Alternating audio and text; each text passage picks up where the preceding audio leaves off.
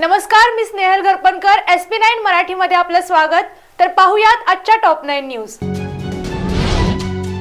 राज्यातील एसटी कर्मचाऱ्यांची state transport cooperative बँकेत काहीही संबंध नसताना गुणरत्न सदावर्ते यांच्या बेकायदेशीर हस्तक्षेपामुळे त्यांच्या नेतृत्वाविरोधात 12 ते 13 संचालकांनी बंड केले आहेत. राज्यातील एसटी कर्मचाऱ्यांची स्टेट ट्रान्सपोर्ट कोऑपरेटिव्ह बँकेत काहीही संबंध नसताना गुणरत्न सदावर्ते यांच्या बेकायदेशीर हस्तक्षेपामुळे त्यांच्या नेतृत्वाविरोधात 12 ते 13 संचालकांनी बंड केले आहेत. त्यांना सदावर्तेकडून धमक्या आणि 4 चाकी वाहनांची आमिष दाखवली जात आहे. सदावर्ते यांनी आपले मेव्हणे सौरभ पाटील यांची बँकेच्या व्यवस्थापकीय संचालकपदी नियमबाह्य निवड केली आहे.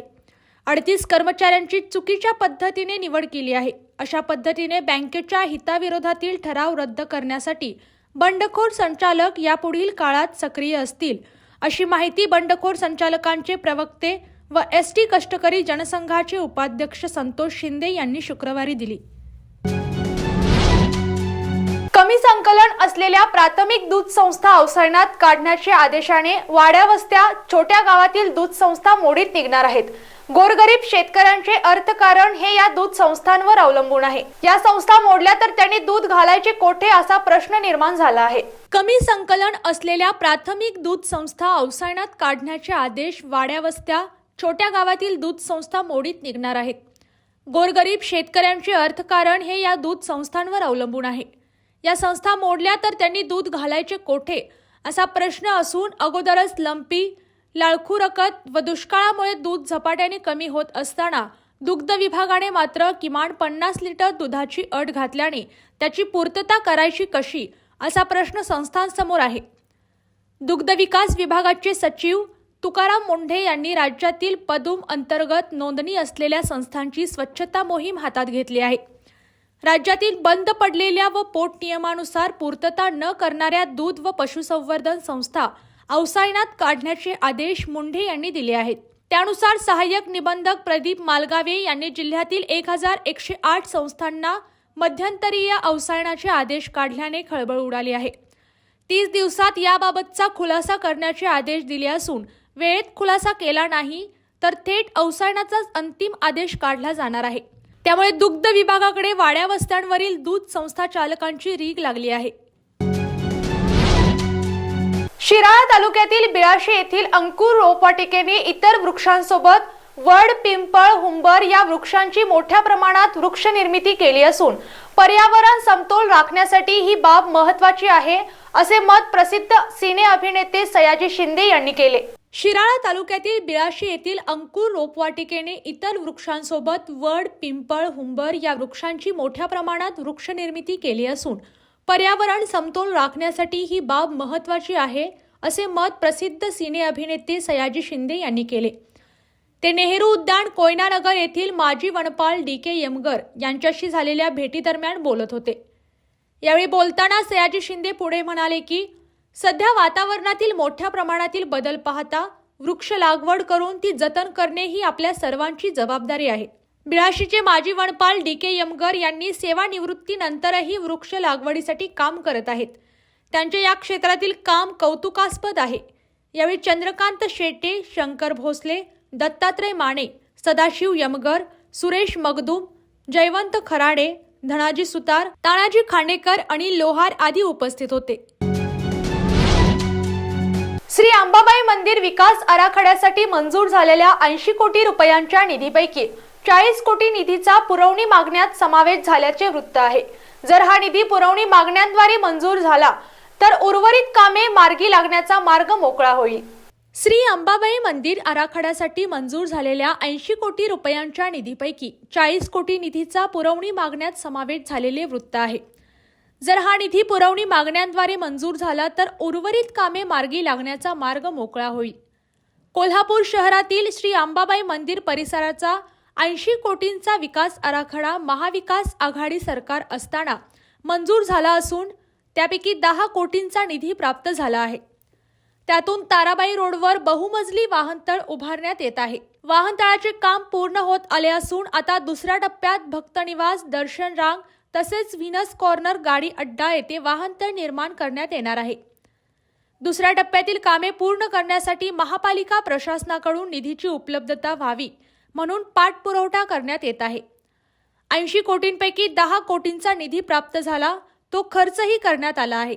आता उर्वरित कामे करण्यासाठी 70 कोटींच्या निधीची मागणी करण्यात आली होती. त्यातील 40 कोटींचा निधी वितरित करण्याचा मुख्यमंत्री एकनाथ शिंदे यांचा प्रयत्न आहे. या निधीचा पुरवणी मागण्यात समावेश करण्यात आला आहे.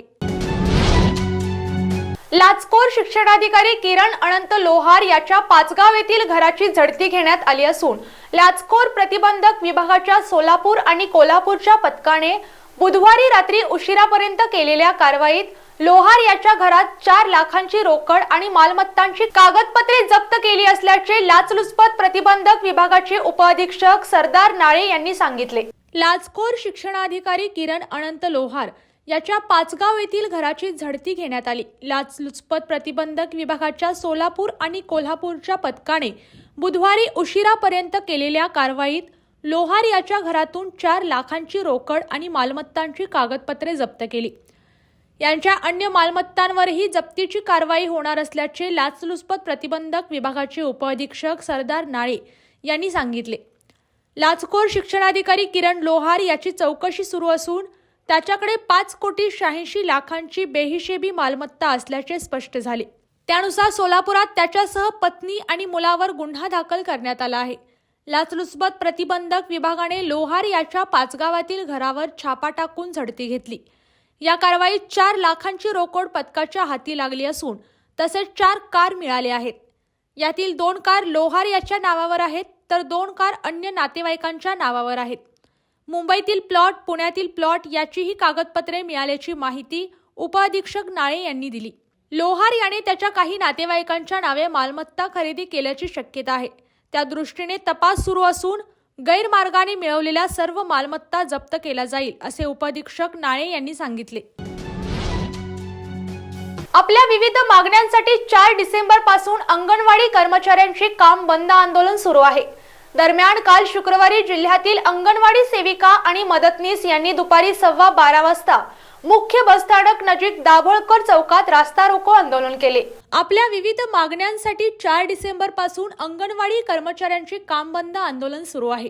दरम्यानच काल शुक्रवारी जिल्ह्यातील अंगणवाडी सेविका आणि मदतनीस यांनी दुपारी 12:15 वाजता मुख्य बसस्थानक नजीक दाभोळकर चौकात रास्ता रोको आंदोलन केले. यामुळे वाहतुकीची कोंडी झाली होती. मानधन नको, वेतन हवे, मानधन आमच्या हक्काचं, नाही कोणाच्या बापाचं, भाजीत भाजी अंबाडी, सरकार करते लबाडी, 5 रुपयाचा कडीपत्ता, सरकार झाले बेपत्ता अशा घोषणांनी यावेळी परिसर दणाणून गेला होता. सतीश कांबळे आणि रघुनाथ कांबळे यांनी या आंदोलनाचे नेतृत्व केले. यानंतर करवीर भगिनी मंडळच्या परिसरात सभा झाली. 15 डिसेंबरला नागपूर अधिवेशनावर काढण्यात येणाऱ्या मोर्चामध्ये प्रचंड संख्येने सहभागी होण्याचा निर्णय यावेळी घेण्यात आला. अंगणवाडी कर्मचारी युनियनच्या वतीने या मोर्चाचे आयोजन करण्यात आले होते.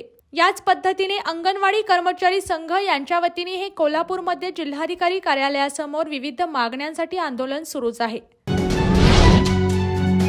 शाहूवाडी तालुक्यातील शित्तूर वारुण परिसरातील तळीचा वाडा येथील कुमारी सारिका बबन गावडे या शाळकरी मुलीवर बिबट्याने हल्ला करून ठार मारल्याने त्या मुलीच्या कुटुंबियांना 1 कोटी नुकसान भरपाई देण्यात यावी अशा मागणीचे निवेदन कोल्हापूरचे जिल्हाधिकारी यांना माजी आमदार सत्यजित पाटील यांनी दिले.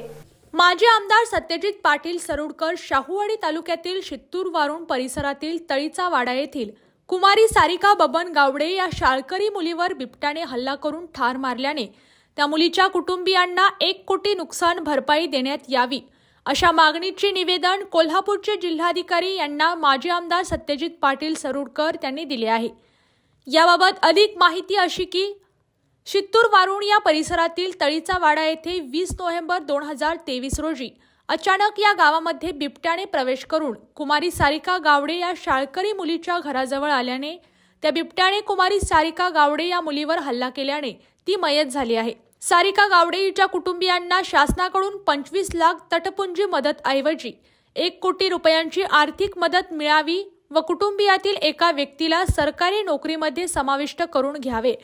तसेच चांदोली राष्ट्रीय उद्यानातील हिंस्त्र वन्य प्राण्यांच्या बंदोबस्तासाठी वन विभागाने जंगलासभोवती सर्व कुंपण करावे अशी मागणी माजी आमदार शिवसेना ठाकरे गटाचे सत्यजित पाटील व जिल्हा बँकेचे संचालक रणवीर सिंग गायकवाड यांच्या उपस्थितीत कोल्हापूरचे जिल्हाधिकारी राहुल रेखावार आणि वन विभागाचे अधिकारी त्यांच्यासोबत जिल्हाधिकारी कार्यालयात आयोजित केलेल्या बैठकीत चर्चा झाल्यानंतर जिल्हाधिकारी यांनी आपल्या मागण्यासाठी पाठपुरावा करतो असे आश्वासन शिष्टमंडळांना देण्यात आले। तसेच चांदोली अभयारण्य लगतच्या गावांना भेट देऊन परिस्थितीची पाहणी करून त्या पुनर्वसनासंदर्भात लोकांशी चर्चा करून निर्णय घेतला जाईल असे जिल्हाधिकारी यांनी सांगितले।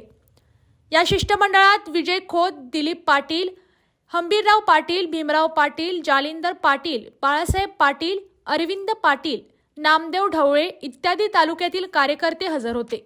शाहूवाडी तालुक्यामध्ये गेल्या वर्षभराच्या आतच बिबट्याच्या हल्ल्यामध्ये 2 लहान मुली त्या मृत्युमुखी पडल्या होत्या आणि त्याच्या संदर्भात आम्ही 1 डिसेंबरला शाहूवाडी तालुक्यामध्ये आम्ही रास्ता रोको केला होता।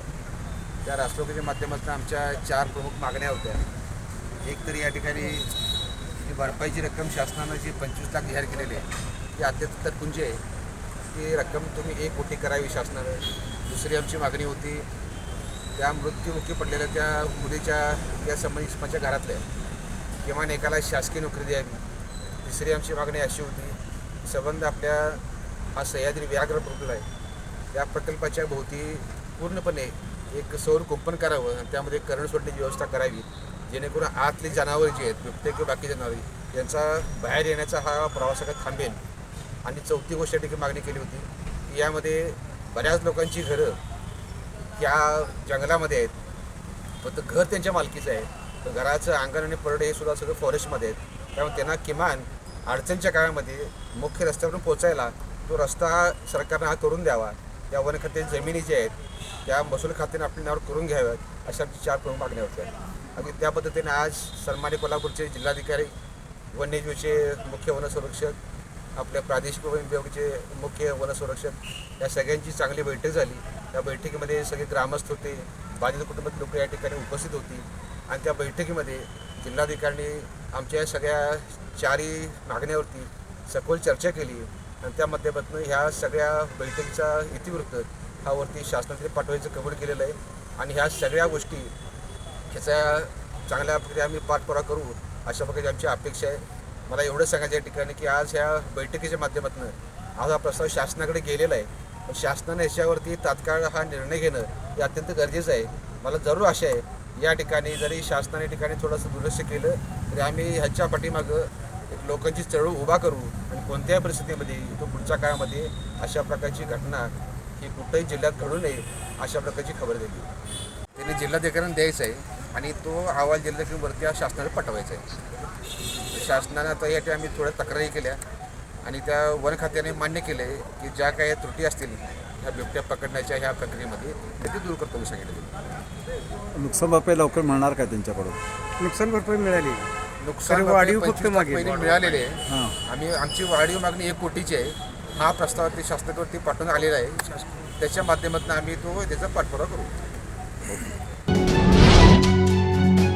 भरधाव माल वाहतूक ट्रकने दुचाकीस पाठीमागून जोराची धडक दिली। या धडकेत दुचाकीस्वार जागीच ठार झाला। सतीश पांडुरंग गावडे असे मृताचे नाव आहे। टोपशेये फाटा येथे काल शुक्रवारी सकाळी 8च्या सुमारास हा अपघात झाला। भरधाव माल वाहतूक ट्रकने दुचाकीस पाठीमागून जोराची धडक दिली। या धडकेत दुचाकीस्वार जागीच ठार झाला। सतीश पांडुरंग गावडे असे मृताचे नाव आहे। टोपशेये फाटा येथे काल शुक्रवारी सकाळी 8च्या सुमारास हा अपघात झाला। घटनास्थळावरून मिळालेली माहिती अशी की कोडोली येथील सतीश गावडे हे सिरोली MIDC मधील मंत्री मेटॅलिक कंपनीत कामाला होते।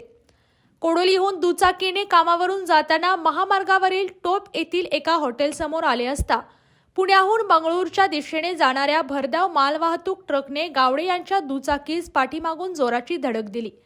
धडकेत गावडे हे ट्रकच्या चाकाखाली सापडले। ट्रकने 15 ते 20 फूट फरफटत नेल्याने ते जागीच ठार झाले। मध्य रेल्वेच्या येथील छत्रपती शाहू महाराज टर्मिनल्स मधील रेल्वे स्थानकाचा तोंडवळा येत्या 6 महिन्यात बदलणार आहे। मात्र दिलेला वेळ आणि प्रत्यक्ष सुरू असलेला वेग पाहता या कामाला किमान वर्ष लागण्याची शक्यता आहे। मध्य रेल्वेच्या येथील छत्रपती शाहू महाराज टर्मिनल्समधील रेल्वे स्थानकाचा तोंडवाळा येत्या 6 महिन्यात बदलणार आहे. मात्र दिलेला वेळ आणि प्रत्यक्ष सुरू असलेला वेग पाहता या कामाला किमान वर्ष लागण्याची शक्यता आहे. महिन्यांपूर्वी जरी हे काम सुरू केले असले तरी फक्त पाडकामच झाले आहे. यामुळे स्थानकाकडे येणाऱ्या प्रवाशांना सध्या तरी अडथळ्याशी सामना करत फलाटावर पोहोचण्यासाठी कसरत करावी लागत आहे. कोल्हापूर रेल्वे स्थानकाच्या विकासासाठी 43 कोटी 3 लाखांचा निधी मंजूर झाला आहे. या कामाचे भूमिपूजन 6 ऑगस्ट रोजी झाले. हे काम 6 महिन्यात पूर्ण करण्याची अट आहे. पुण्याच्या दर्शन मालू यांच्या कंपनीला या कामाची वर्क ऑर्डर मिळालेली आहे. त्यांनी सांगलीच्या रोहित बेडकर या उपठेकेदाराला तत्काळ कोल्हापूरचे काम सुरू करण्यास सांगितले. त्यानुसार हे काम 1 नोव्हेंबर रोजी सुरू झाले आहे. आजच्या टॉप 9 न्यूज इथे संपल्या. पुन्हा भेटूत नव्या बातम्यांसोबत. तोपर्यंत तुम्ही पाहत रहा SP9 Marathi. Your time your news. धन्यवाद.